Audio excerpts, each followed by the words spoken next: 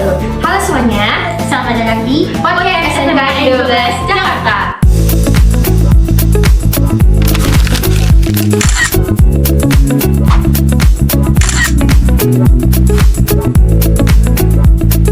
Di episode kita pada kali ini, kita akan membahas seputar bimbingan konseling nikah atau yang bisa disebut dengan BK yang ada di SMK Negeri 12 Jakarta. Nah, buat kalian yang penasaran seputar BK yang ada di SMK 12 Jakarta, kalian boleh banget tonton videonya dari awal sampai akhir. Tapi sebelum itu, perkenalan dulu yuk. Perkenalkan, nama saya Diko Fadis, saya dari Divisi Humas. Perkenalkan, nama saya Tiara Adinda, saya selaku Ketua OSIS SMK Negeri 12 Jakarta. Oke, video ini yang bakal menarik adalah bintang tamunya nih Kak Tiara. Tuh, siapa aja sih Kak Diva bintang tamunya? Langsung aja kita sambut Bu Gita dan Bu Maria. Bu Maria dan Bu Gita. Bagaimana nih Bu kabarnya? Baik. Bu Maria juga baik. Sebelumnya boleh izin tolong perkenalkan dari Bu Maria mungkin? Halo semuanya, nama saya Ibu Mariam. Saya merupakan guru BK SMKN 12. Salam kenal. Kenal kita. Hai semuanya, saya Gita, saya guru BK SMK Negeri 12. Salam kenal semuanya.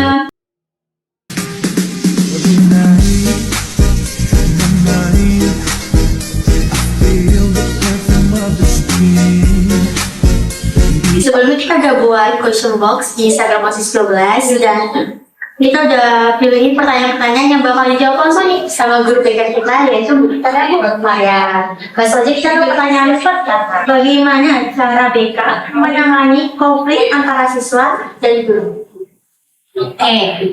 Pertanyaan pertama itu tentang bagaimana menangani siswa yang berkonflik dengan guru. Sebelum pada tahap penanganannya, kita harus tahu dulu bahwa sebenarnya tidak harus masalah dengan berkonflik. Kadang-kadang kan berkonflik itu juga bisa konflik dengan dirinya sendiri gitu. Sebelum menangani berkonflik dengan guru, biasanya kita akan biasanya pertama pastikan bangun komunikasi baik guru BK-nya dengan siswanya atau guru BK-nya dengan guru yang bersangkutan. Ya, posisi BK dalam hal ini harus netral.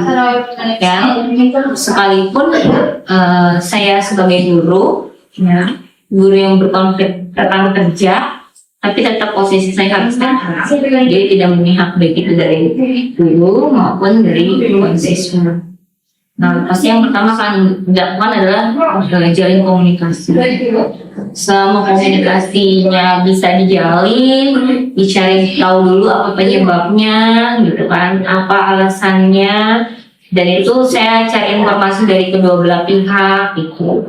Apabila ada titik tengah dari sebenarnya problemnya ini apa gitu. Nah, fungsi saya ini sebagai fasilitator bagi keduanya, ya, berusaha untuk mencari solusi yang terbaik itu untuk keduanya.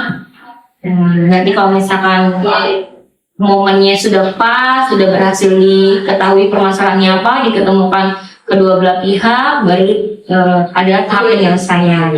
Seperti itu, kurang lebih gambarnya seperti itu. Seperti itu ya teman-teman. Tapi dari pengalaman Bu Maria sendiri, sepertinya ada masih posisinya.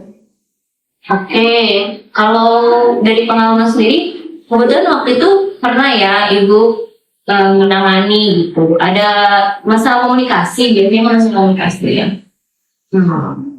Kalau pada saat itu adalah jadi ada miskom antara maksud dari siswa dengan maksud dari guru. Jadi maksudnya dari guru itu adalah merangkul anak, maksudnya mengajak gitu ya. Tapi mungkin menurut siswa, pendapat siswa itu seperti ditekan di ininya, gitu, di bagian sininya, gitu. Tapi ternyata itu hanya kesalahpahaman gitu, karena mungkin pada saat itu kondisi siswanya lagi sensitif, gitu. Akhirnya dia marah, terus kayak seolah-olah memukul gurunya, ngerti nggak? Jadi kayak nangis gitu. Akhirnya didudukin bersama, dicari tahu kenapa, penyebabnya dan sebagainya, dan clear.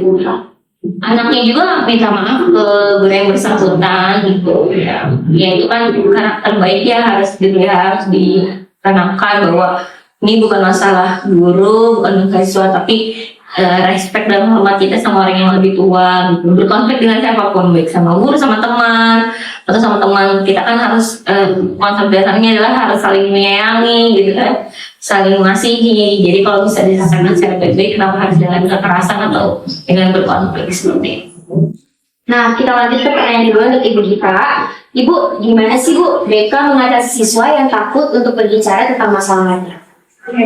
Di sini kita bisa lihat ya, nah untuk siswa nih, pertanyaan kan bagaimana cara kita sebagai guru BK untuk mengatasi siswa yang dia tidak mau menceritakan masalahnya. Berarti lebih ke personalnya siswa nih, mungkin siswa itu introvert, atau mungkin siswa itu takut kalau semuanya datang ke BK nanti, aduh saya cerita ke BK nanti masalahnya diceritain. Jadi yang harus kita lakukan itu pertama itu kita bangun hubungan personal dengan siswa tersebut ya, kayak gitu. Terus kita juga memberikan rasa percaya ya pada siswa tersebut, jadi agar siswa tersebut itu percaya nih sama kita sebagai guru BK. Kita juga harus menjamin bahwa apapun masalah yang dia ceritakan di BK itu tidak akan bocor kemanapun gitu. Kita juga harus menjamin itu. Selain memang harus melakukan pendekatan ya, jadi pendekatan sekali, masih belum 2 kali, 3 kali, sampai siswa tersebut itu dia mau ini ya, mau mau berbicara dengan kita seperti itu. Kalau begini ya. Jadi banyak pendekatan, memberikan rasa percaya dan aman kepada siswa gitu. Jadi siswa-siswi nggak perlu takut yang Mereka apapun masalahnya tidak akan bocor, aman. apa yang harus dilakukan jika siswa menolak bantuan dari BK? Oke, pertanyaannya adalah apa yang harus dilakukan ketika ada siswa yang menolak bantuan dari BK? Nah, yang harus diketahui ya buat semuanya bahwa dalam BK itu kita ada yang namanya asas. Asas itu adalah panduan-panduan dalam proses pelaksanaan layanan bimbingan konseling. Salah satunya ada asas namanya asas kesukarelaan. Jadi berarti kalau asasnya adalah kesukarelaan berarti harus dengan keinginan dia sendiri. Gitu. Tidak boleh kita paksakan. Tapi bukan berarti guru BK pasrah begitu aja. Kita harus berupaya bagaimana caranya supaya anak itu punya keinginan gitu. Berarti kan harus ibaratnya kita ini ya, kita stimulus gitu. Kita kasih pancingan-pancingan, mulai kayak sekedar nanya, halo gimana kabarnya hari ini, itu ternyata kamu lagi enak badan atau lagi ada yang pikir nih gitu. Mulai dari hal-hal sederhana seperti itu. Barangkali dengan seperti itu mungkin ada kaitannya juga kali ya kenapa dia gak mau cerita gitu. Barangkali takut, barangkali introvert, atau barangkali memang dia merasa bahwa masalah itu sangat rahasia untuk dia ya. Jadi ada keterkaitan dia harapannya datang ke BK itu secara sukarela gitu, memang keinginannya sendiri, tidak dipaksa, dan harus dikasih pemahaman bahwa apapun yang diceritakan tadi seperti yang kita katakan adalah rahasia yang aman gitu kalau cerita ke BK seperti itu. Apa saja tujuan utama dari layanan bimbingan konseling di sana? Tujuan utama layanan BK itu adalah membantu siswa ya. Kalau di sini berarti kita membantu siswa-siswa untuk mengembangkan atau menemukan potensi dirinya ya di sekolah. Jadi siswa bisa konsul, saya pengen jadi ini, saya apakah ada potensi kayak gitu. Saya juga mengatasi masalah yang bukan mengatasi ya, lebih ke memberikan solusi masalah yang dihadapi oleh siswa, baik itu dari intern siswa tersebut maupun dari luar ya. Jadi kalau siswa ada bermasalah dengan dunia luar mungkin bisa dicurhatkan, kita bisa sedikit banyak memberikan solusi kepada siswa tersebut. Seperti Bagaimana cara BK menangani kasus bullying di sekolah? Jadi kasus bullying nih ya. Jadi yang akan guru BK lakukan itu yang pertama kita pasti ada kasus kita identifikasikan dulu masalahnya, ya kan? Identifikasikan masalahnya dengan siapa? Kita tanya dulu sama korban, ya kan? Terus setelah korban pasti ada pelakunya, kita tanya sama pelakunya. Terus ada korban, ada pelaku, ada siapa lagi? Ada saksi matanya, ya. Kita harus bertanya kepada mereka kayak gitu. Ya, setelah itu kita harus analisis nih, kenapa bisa terjadi kasus bullying gitu, kan? Dianalisis, maka kita harus melakukan tindakan. Jadi tindakan apa nih? Agar supaya kasus bullying ini tidak akan terulang lagi, si pelaku tidak akan tindakan kemudian lagi seperti itu. Ya sudah ada tindakan, maka selanjutnya adalah pemantauan. Ya, jadi kita akan memantau nih si pelaku mungkin dalam kurun waktu 2 minggu begitu, atau 1 bulan kayak gitu. Apakah pelaku itu melakukan tindakan bullying lagi atau tidak? Kalau memang tidak ada tindakan bullying lagi, maka kita sudah bisa menutup kasus tersebut, ya. Tapi dan juga kita juga harus mendamaikan nih antara si pelaku dengan si korban, agar tidak ada masa canggung ya. Padahal udah ada tindakan, nanti pelaku dan korban itu kayak lagi canggung atau korban takut bertemu dengan pelaku kayak gitu. Terus apabila dalam kasus bullying ini ternyata si korban mungkin jadi takut ya, maka kita juga akan memberikan semacam kayak konseling kepada si korbannya kayak gitu, agar dia juga mau datang ke sekolah, tidak takut lagi, dan juga bisa berdamai dengan si pelaku, sehingga di sekolah ini tidak ada lagi kasus bullying seperti itu. Intinya tuh buat para korban-korban bullying yang ada di sekolah itu jangan pernah takut ya buat lapor ke BK. Karena yang BK kan bakal fasilitasi apa yang kalian rasain gitu dari para pelaku bullying gitu. Bagaimana tindakan BK terhadap siswa-siswi yang mengalami tekanan dalam akademik oleh orang tuanya? Oke, buat teman-teman siswa-siswi SMK 12 yang mengalami, ya mungkin barangkali pertanyaan ini kan muncul berarti ada yang mengalami gitu ya.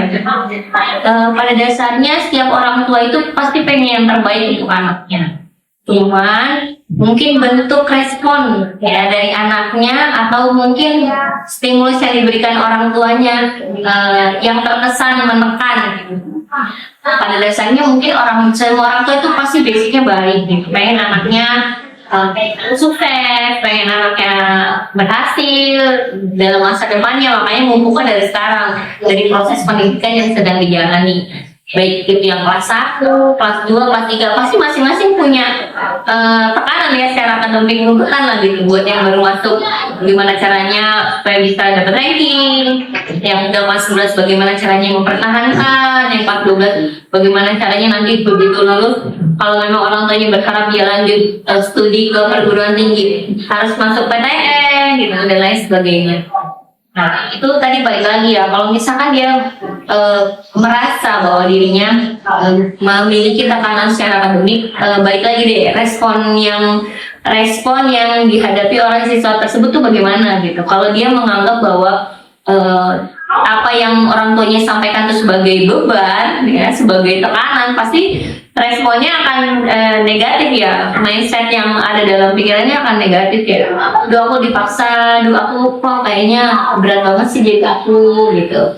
Nah kalau dia menganggap bahwa ya memang secara tugas perkembangan ini masanya kalian belajar gitu. Belajar itu kan gak hanya tentang kamu mengerjakan PR, mengerjakan tugas. Belajar itu kan dalam hubungan sosial kamu di dalam sekolah itu kan juga proses belajar ya, bagaimana kamu mendewasakan diri kamu.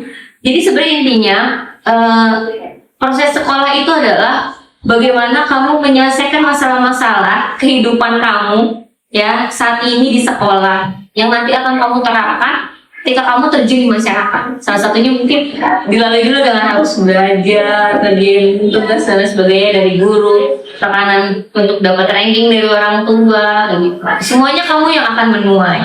Jadi intinya bagaimana kamu merespon, ya, mindset kamu tuh bagaimana merespon hal-hal yang kayak sifatnya seolah-olah tuntutan gitu ya. Nah, kalau kita responnya oke, itu bagian dari kewajiban aku, tanggung jawab aku, yang aku harus lakukan dengan baik. Kalau kamu hasil.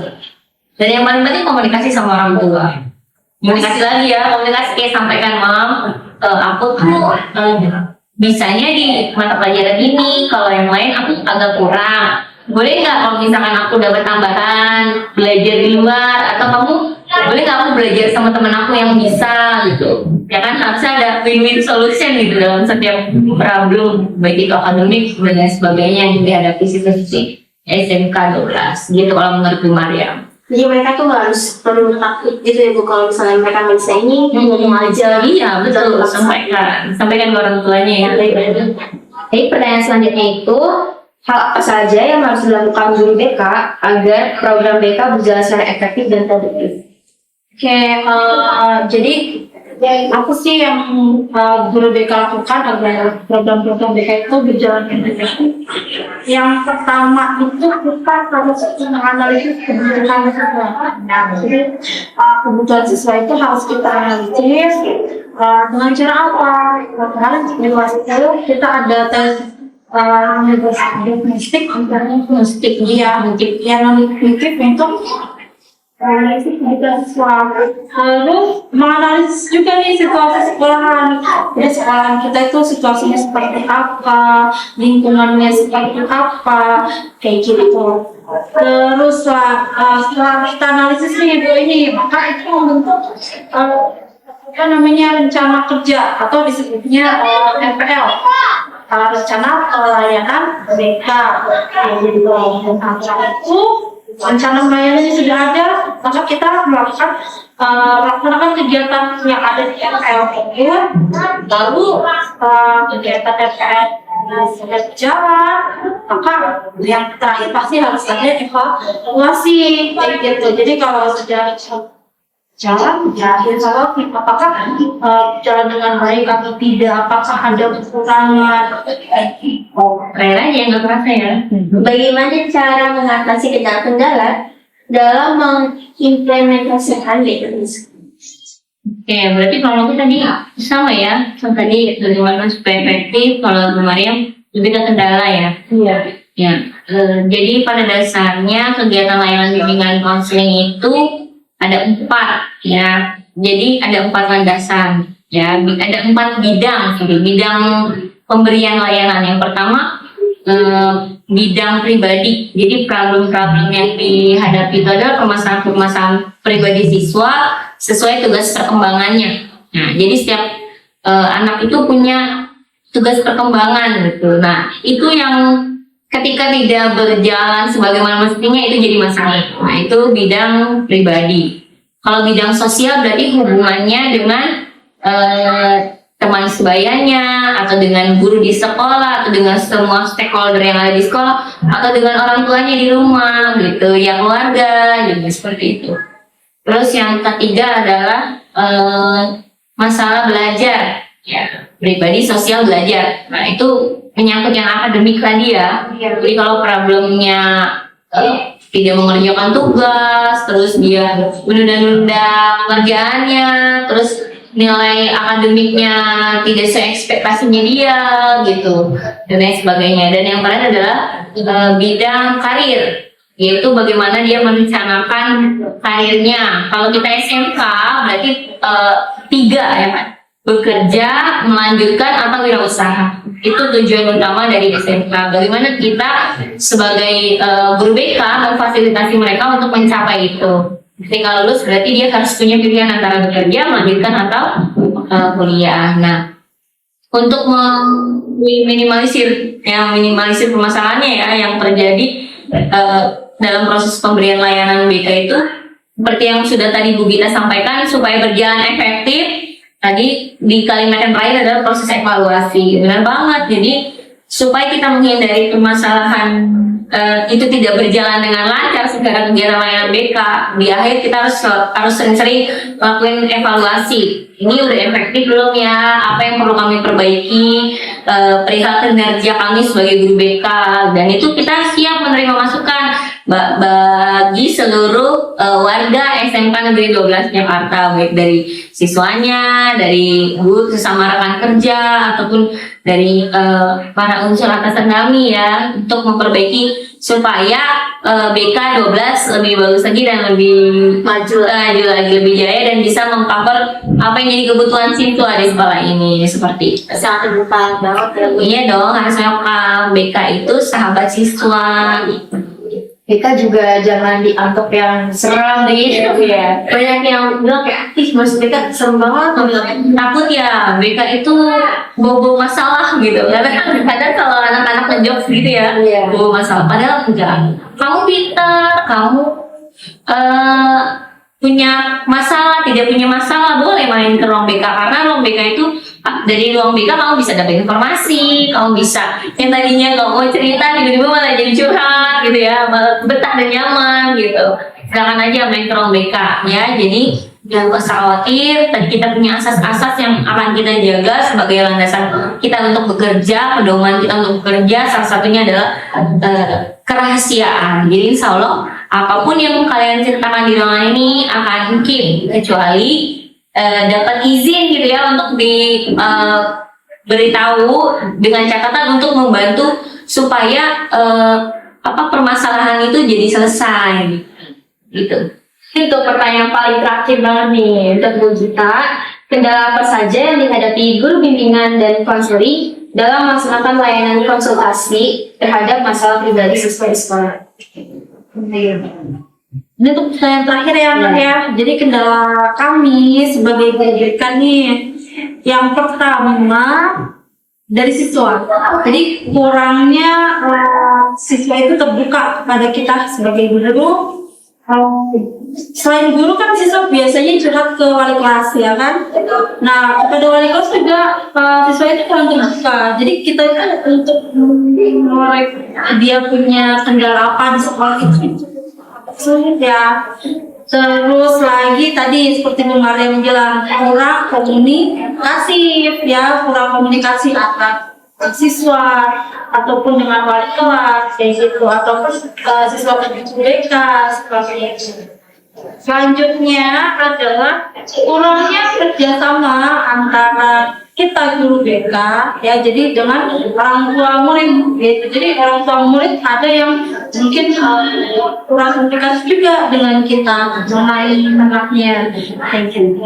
Dan yang terakhir mungkin ini dari sekolah ya, sarana prasarana kita kurang kayak gitu. Kurangnya sarana prasarana dalam layanan BK. Jadi sarana prasarana kurang, mungkin tempatnya kayak gitu, suasana ruangan BK-nya juga terus kurang seperti itu.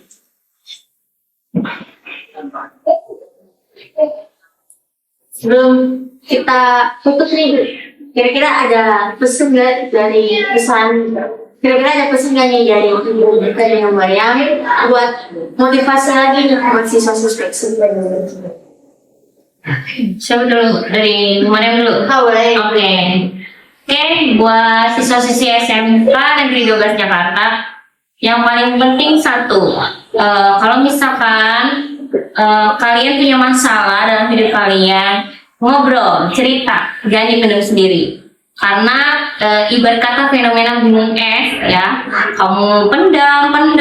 Nah, dari atas memang kelihatan sedikit gitu kecil, tapi kita nggak tahu dalamnya gitu kan. Di bawahnya itu menumpuk masalah. Jangan sampai waktunya terlambat, akhirnya meledak ya, bahkan sampai jadi orang jadi semakin susah buat membantu kamu gitu. Minimal kalau misalkan kamu cerita itu agak sedikit plong gitu. Jadi ngobrol, cerita, kalau memang butuh kami, ayo datang ke ruang BK, jangan takut-takut, jangan ragu-ragu. Insya Allah kami yang ada di ruang BK akan memberikan pelayanan yang maksimal buat kalian semua. Itu aja deh. Oke? Jangan lupa ya berkunjung ke ruang BK. Iya. Dari kita sendiri. Selanjutnya dari ibu tadi kan yang cerita ya, ini ada masalah apa cerita ke ruang BK. Kalau dari ibu, keluarkanlah bakat kalian, potensi kalian yang mungkin kalian pendam di luar. Keluarkanlah potensi dan bakat kalian itu di SMK Negeri 12. Di sini kita banyak ini ya ekskul ya nak ya, banyak ekskul, guru-gurunya juga bagus ya. Terus kalian kalau bingung, bakat saya apa, potensi saya apa, bisa konsul ke ruang BK, bisa konsul ke guru BK kayak gitu ya nak ya. Terus ya, maka kita belajar, kita berkegiatan di SMK Negeri 12 kayak gitu. Semangat ya nak. Salah semuanya. Oke, sekian video podcast dari kita. Saya Diva, Dan saya Tiara. bersama guru kita ada Bu Mariam, Gita. Kami pamit undur diri. Terima kasih Ibu sudah mau. Sama-sama. Wassalamualaikum warahmatullahi wabarakatuh. Sampai jumpa di episode selanjutnya.